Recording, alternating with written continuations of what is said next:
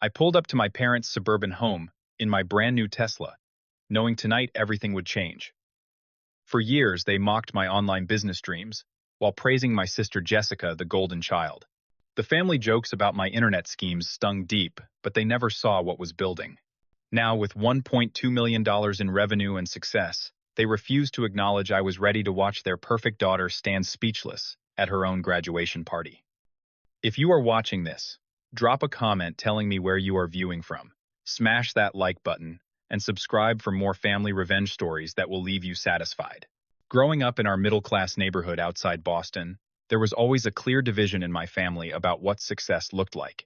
My father, a stern 50-year-old financial director at a regional bank, believed in traditional career paths. He valued stability, corporate ladders, and the security of a steady paycheck. With his pressed shirts and polished shoes, he embodied everything conventional about success in America. My mother, a dedicated 48-year-old elementary school teacher, always had a talent for comparisons. She collected stories of successful children from her colleagues, like trading cards ready to deal them out whenever my choices came into question. Though she meant well, her words often carried the sharp edge of disappointment when my path diverged from her expectations. Then there was Jessica, my younger sister by 5 years. From the moment she entered kindergarten with perfect pigtails and came home with gold stars, she became the family standard. Jessica was everything parents brag about at neighborhood barbecues. She was beautiful, disciplined, and most importantly predictable in her excellence. National Honor Society debate team captain, full scholarship to an Ivy League university. She played by all the rules and reaped every reward the system offered. I was different.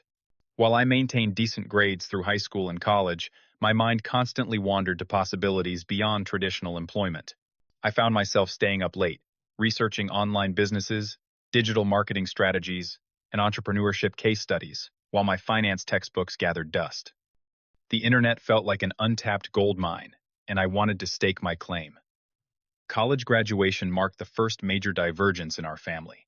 I walked across the stage, accepted my finance degree with a respectable 3.2 GPA, and immediately decided not to use it in the conventional sense.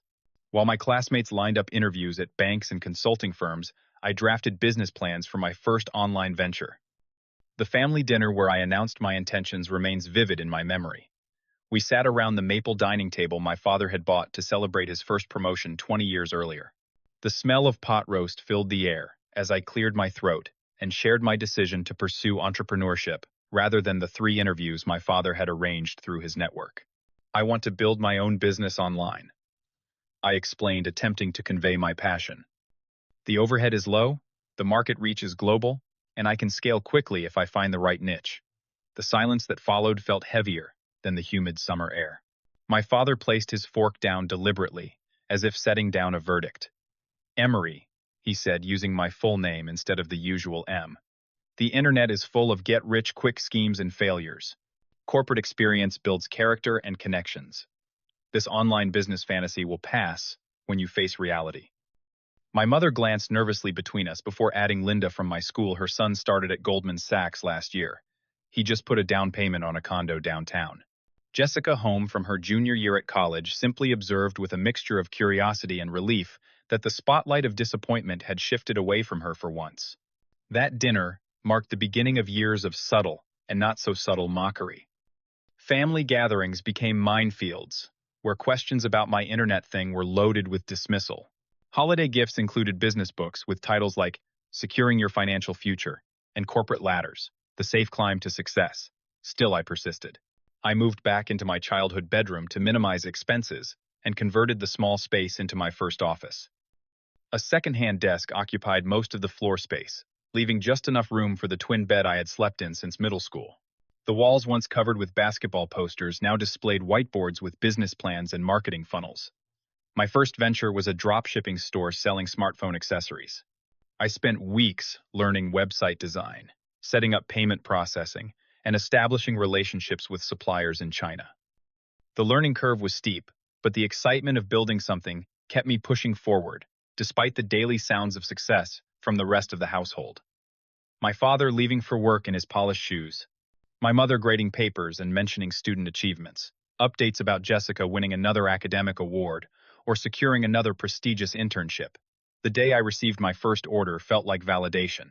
A customer from Arizona had purchased a $40 phone case. After expenses, my profit was just $12. But it represented something much bigger. Someone had trusted my store, my product selection, and my presentation enough to hand over their hard-earned money. I rushed downstairs to share the news, interrupting a family dinner I had skipped to finish a website update. I just made my first sale, I announced, unable to contain my smile. My father glanced up from his plate. $12 profit. At this rate, you will catch up to a minimum wage job in about 2 years. My mother tried to soften the blow. That is nice, honey. But maybe you should also send out some resumes, just as a backup plan. Jessica said nothing, but her expression shifted between pity and secondhand embarrassment. That night, I realized that small victories would never convince them. I needed to prove myself on a scale they could not dismiss. The problem was, I still had so much to learn. Over the next few months, orders trickled in. Some days brought multiple sales, others, none at all. I reinvested every cent of profit into advertising and inventory, leaving nothing for personal expenses. My savings from previous summer jobs dwindled as I covered basic needs like phone bills and occasional meals out when the family dinner table felt too judgmental. By the 6-month mark, I was doing well enough to move out of my parents' house. I found a tiny apartment in a less desirable part of town where rent consumed only a third of my monthly revenue. The space was barely 400 square feet with a kitchenette that doubled as an office during the day, but it was mine. A space free from the constant reminder that I was disappointing my family with every day I spent building my business instead of submitting to corporate America.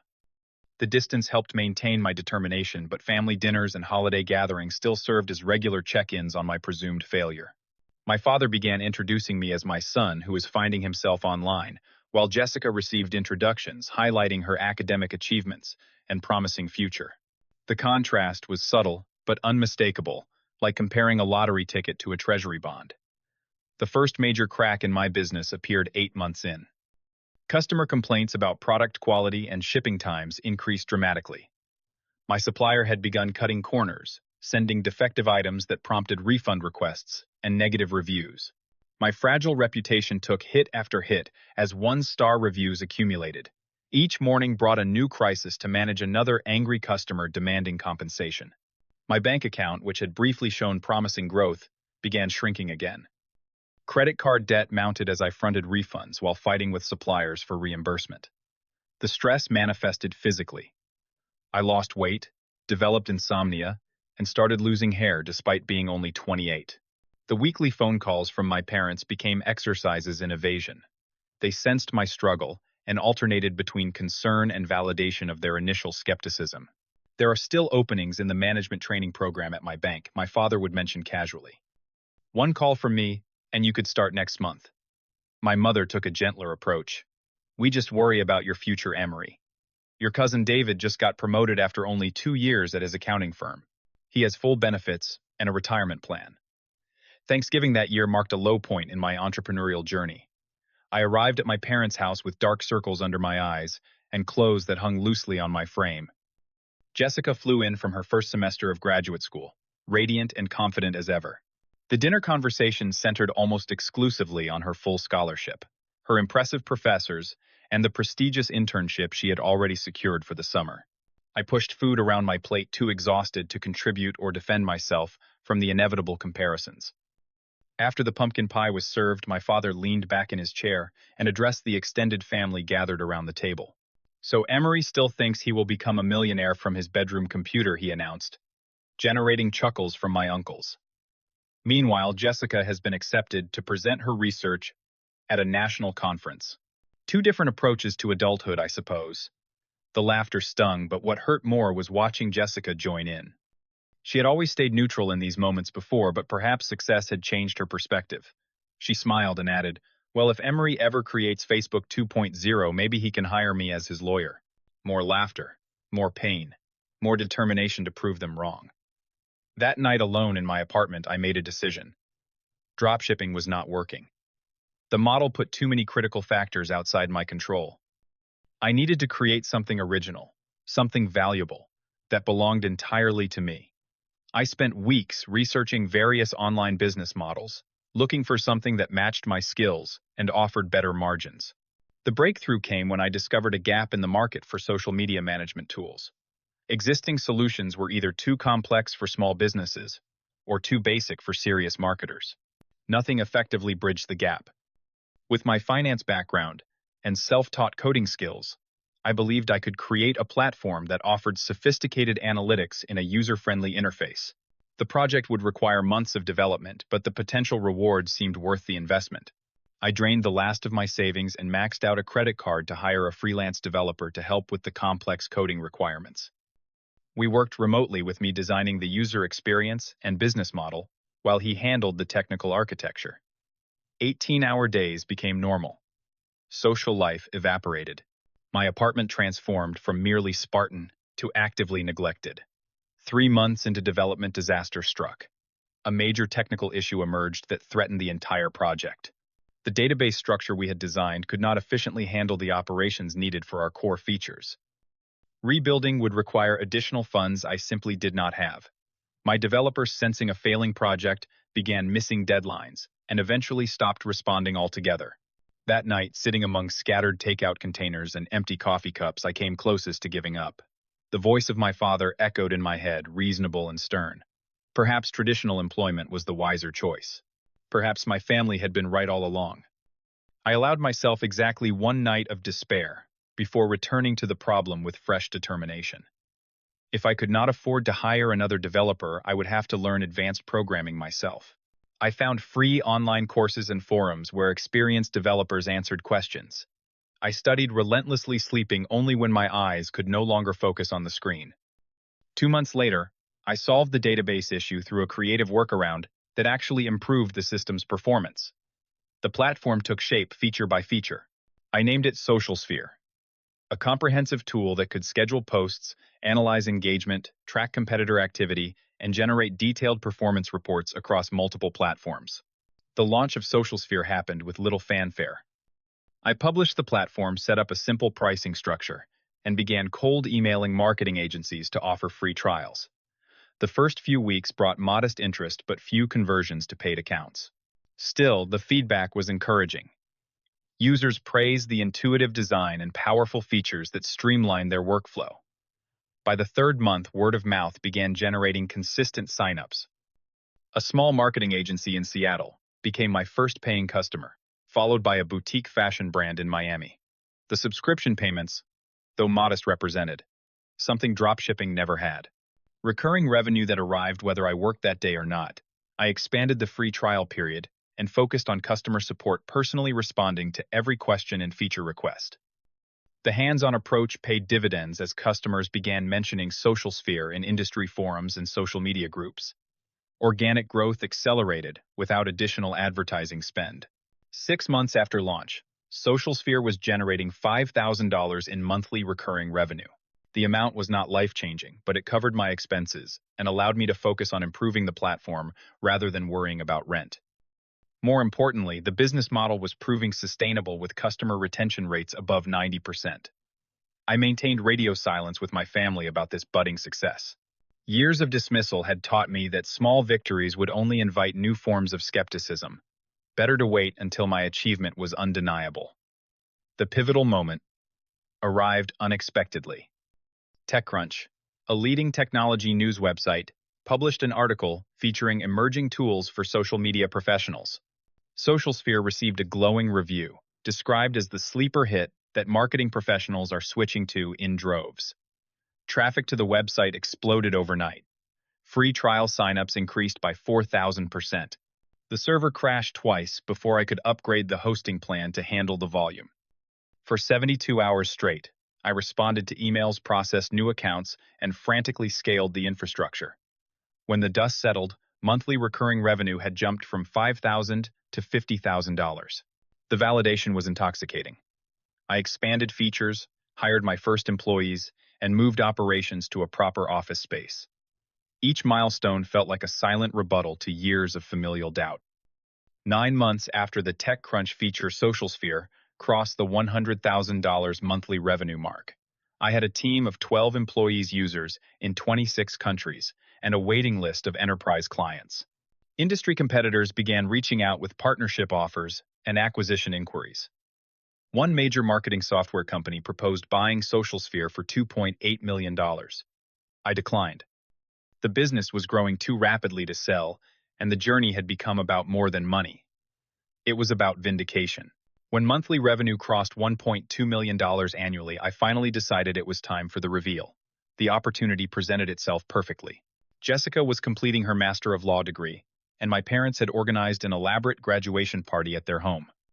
The invitation arrived in my email with a formal tone that suggested obligation rather than celebration.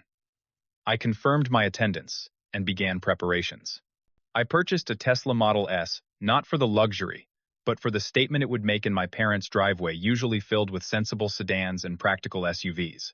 I invested in a wardrobe upgrade, replacing faded jeans and startup hoodies with tailored suits and designer accessories.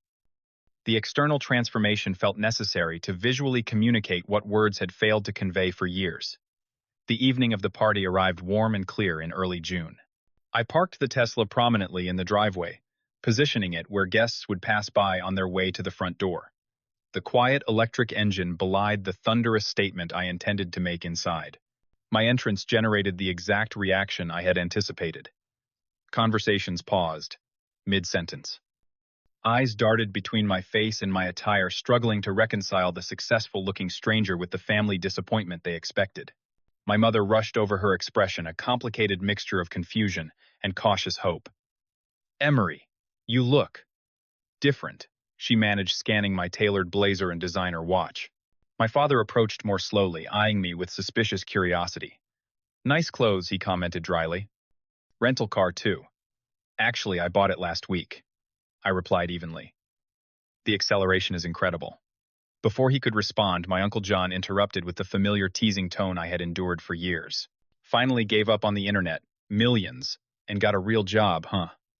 About time." I smiled without correcting him. The evening was young, and timing mattered. The party progressed with Jessica as the rightful center of attention. She looked polished and accomplished, accepting congratulations with practiced grace. When she spotted me across the room, her expression flickered with momentary surprise before settling back into her composed smile. We exchanged brief pleasantries, neither acknowledging the changed dynamic between us. After dinner, my father clinked his glass to begin the toasts. He spoke at length about Jessica's academic journey, her perseverance, and the bright future ahead of her. My mother followed with an emotional speech about raising such a dedicated daughter. Various relatives added their congratulations, each highlighting how Jessica had fulfilled every expectation set before her. When Jessica took the microphone to thank everyone, she acknowledged my parents, her professors, her friends, and even distant relatives who had sent cards. My name remained conspicuously absent from her gratitude list, a small but telling omission that cemented my resolve. As applause followed her speech, I stood and gently requested the microphone. Jessica looked surprised but handed it over with a puzzled smile. The room quieted, perhaps, expecting a brief, brotherly acknowledgement of her achievement. "I want to congratulate my sister on her remarkable accomplishment," I began sincerely. Completing a master's degree takes dedication and intelligence, both of which Jessica has in abundance. Approving nods around the room. As many of you know, Jessica and I took very different paths after college. While she pursued further education, I chose entrepreneurship, specifically online business. A choice that has been the subject of many jokes at gatherings like this over the years. Uncomfortable shifting in seats. My father's jaw tightened visibly. What you may not know is that the company I founded, SocialSphere, crossed $1.2 million in annual revenue last month. We have 18 employees across 3 countries, over 5,000 active business customers, and I recently declined an acquisition offer for nearly 3 times that amount. The silence in the room became absolute. I removed my phone and pulled up our company dashboard, turning the screen toward my parents and Jessica. This is our revenue graph for the past 12 months. Each of those bars represents more income than my previous year's total. We are projected to triple this number by next year, based on current growth rates. My father stared at the screen, his expression unreadable. My mother's hand covered her mouth in shock. Jessica, the consummate achiever, stood completely still, her celebration temporarily forgotten as she processed this revelation. I did not share this to take attention from Jessica's moment, I continued. I shared it because for years my choices were treated as misguided at best and foolish at worst by the people in this room. I wanted you all to know that different paths can lead to success, even when they do not follow conventional wisdom. I raised my glass toward Jessica. To my sister, congratulations on your achievement. May your career be as fulfilling as mine has become. The applause that followed felt obligatory and stunned. As I returned to my seat, the dynamic in the room had shifted irrevocably. The golden child narrative had been disrupted, and for the first time in my adult life, I felt seen by my family. The party dissolved into awkward clusters after my announcement. Some relatives approached with sudden interest in my business, their previous mockery forgotten. Others avoided eye contact entirely, perhaps embarrassed by years of dismissive comments. Jessica remained surrounded by her friends, though I occasionally caught her glancing in my direction with an expression I could not quite interpret. My father waited until most guests had departed before approaching me on the back porch. He stood beside me in silence for several minutes, both of us watching the sun set over the familiar neighborhood skyline. "Why did you not tell us?" he finally asked, his voice lacking its usual authoritative edge.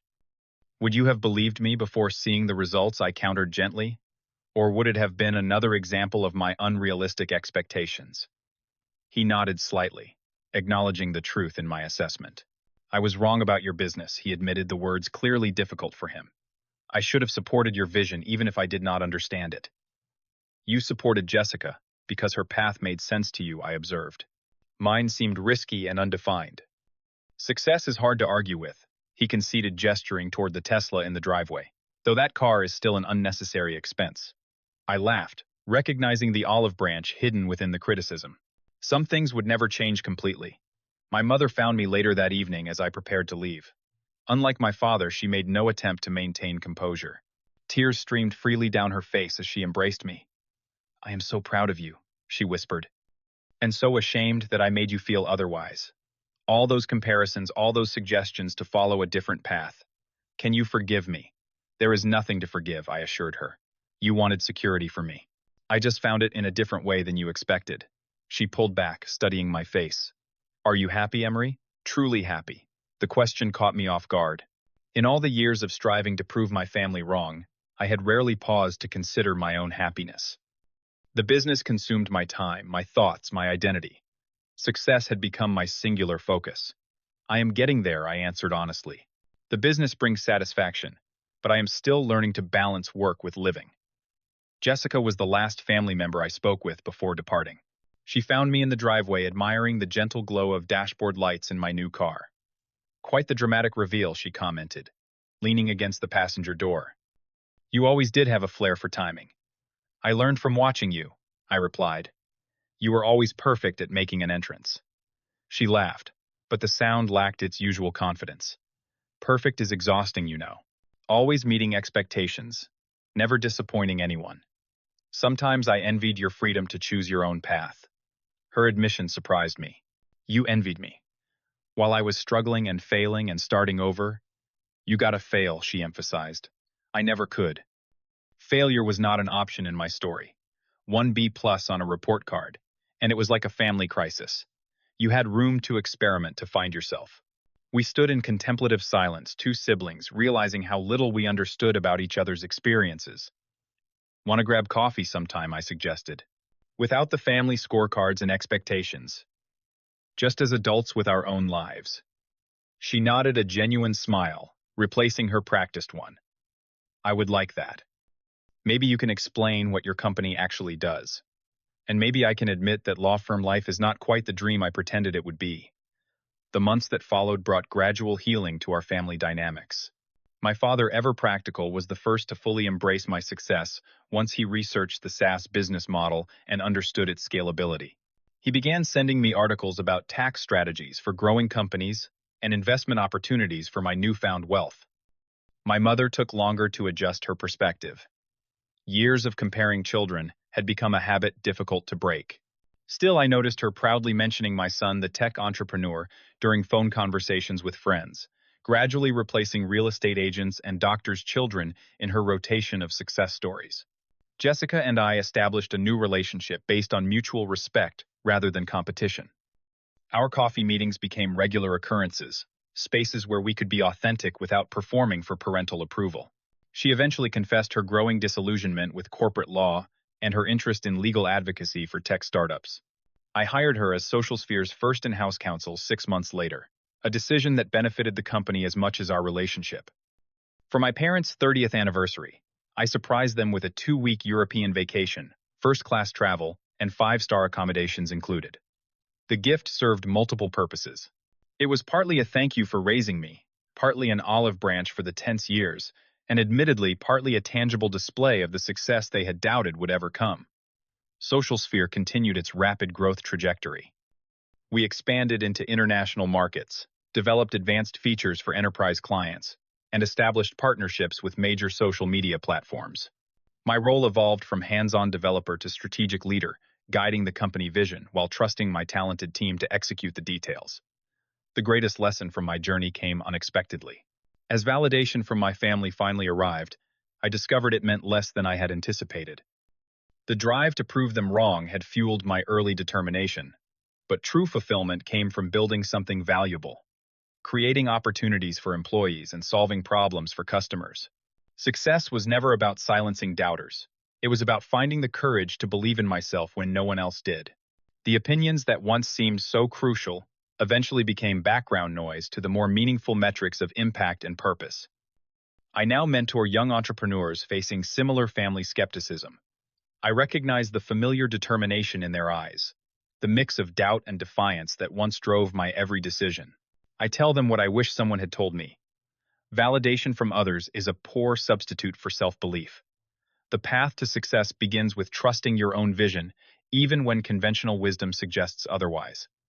Have you ever pursued a dream despite discouragement from those closest to you? Share your experience in the comments below.